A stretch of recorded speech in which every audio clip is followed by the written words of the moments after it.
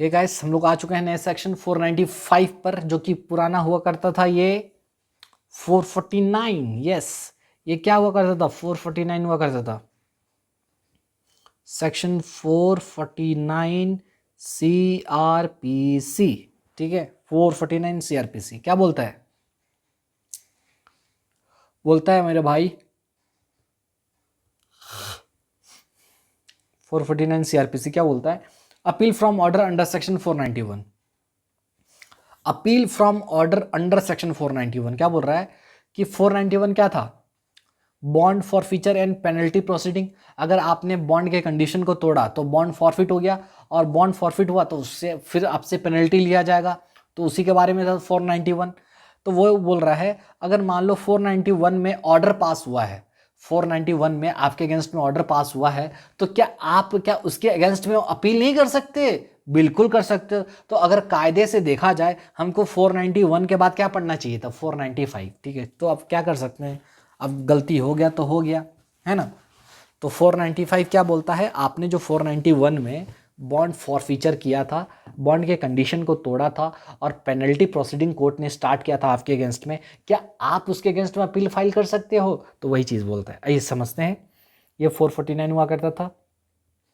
क्या बोलता है देखिए, section 495 provides a right of appeal against the order passed under section 491।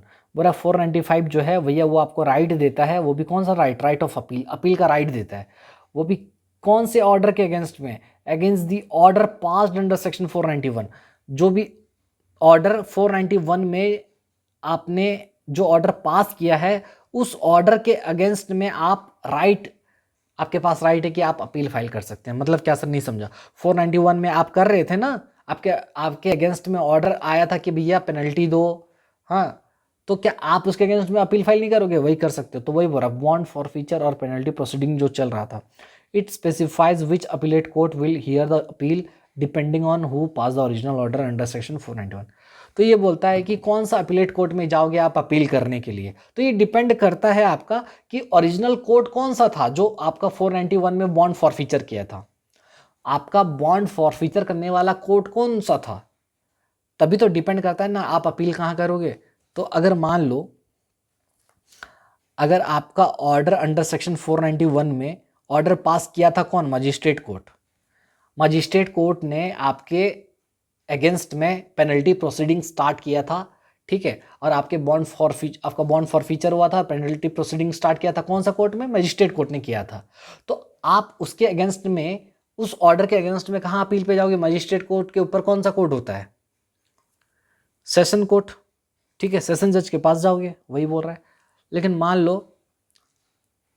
491 में जो पेनल्टी प्रोसीडिंग जो ऑर्डर पास किया था वो किया था आपका कोर्ट ऑफ सेशन 491 में।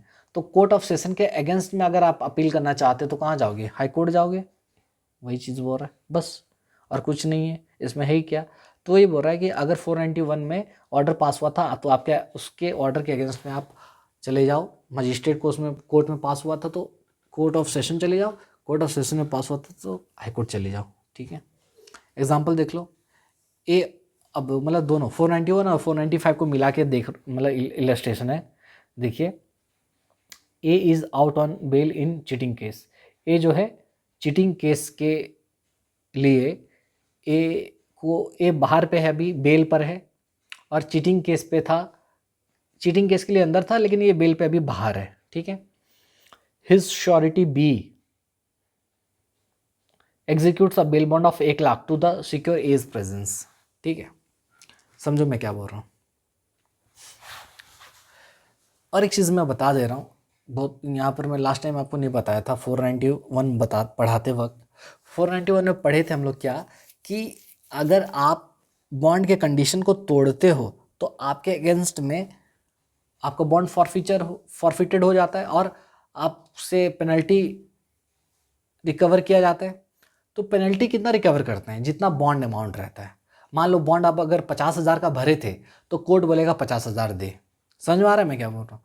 तो वही बोल रहा है। अब देखो, मान लो ए बंदा जो कि चीटिंग केस में अभी बेल पे है, उसका श्योरिटी एक बॉन्ड भरा था, उसके बिहाफ में श्योरिटी जो था वो 1 लाख रुपए का बॉन्ड भरा था। कि ए आएगा, जब कभी भी बुलाओगे ए आएगा, अगर नहीं आया तो 1 लाख रुपया मेरा जब्त हो जाएगा।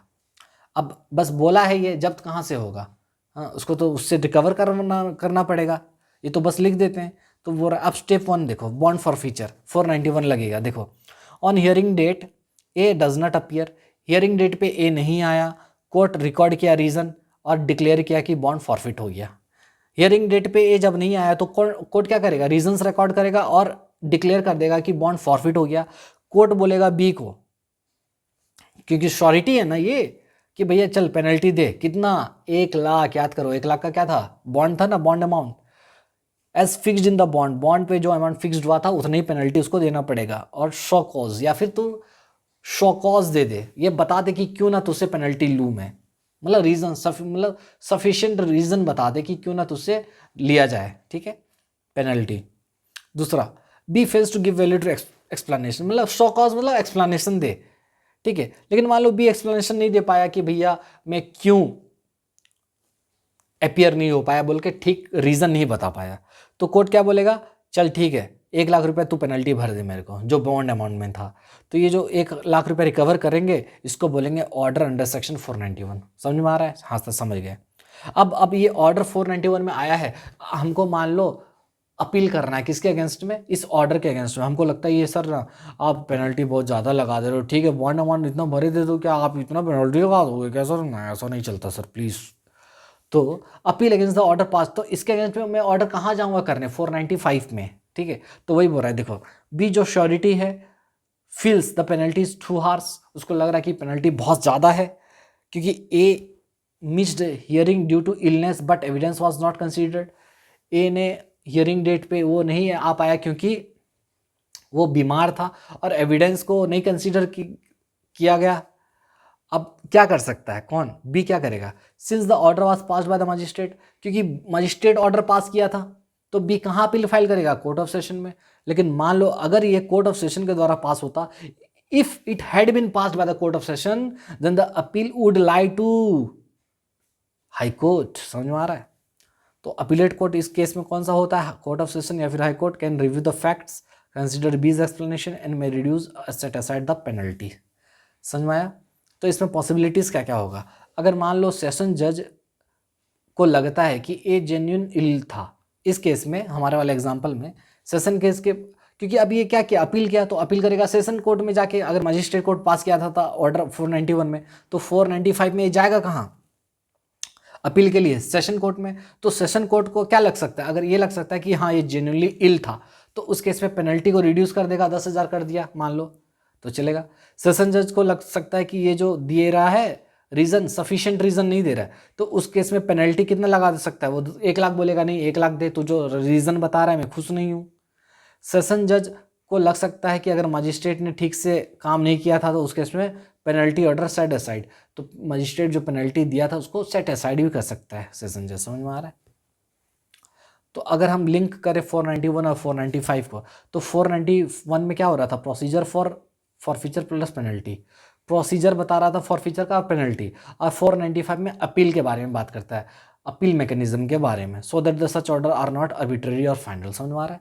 तो ये था सेक्शन 495। समझ में आ रहा है? तो 495 स्पेशली बात करता है अपील को लेकर, ठीक है। चलिए मिलते हैं नेक्स्ट क्लास में, तब तक के लिए बाय, टेक केयर। मैं हूँ आपका दोस्त सैम, और लास्ट सेक्शन बच गया 496, उसके बाद हमारा ये खत्म हो जाएगा बेल एंड बॉन्ड चैप्टर, ठीक है। So this is the last section 496, इसको नेक्स्ट वीडियो में कवर करते हैं। चलिए।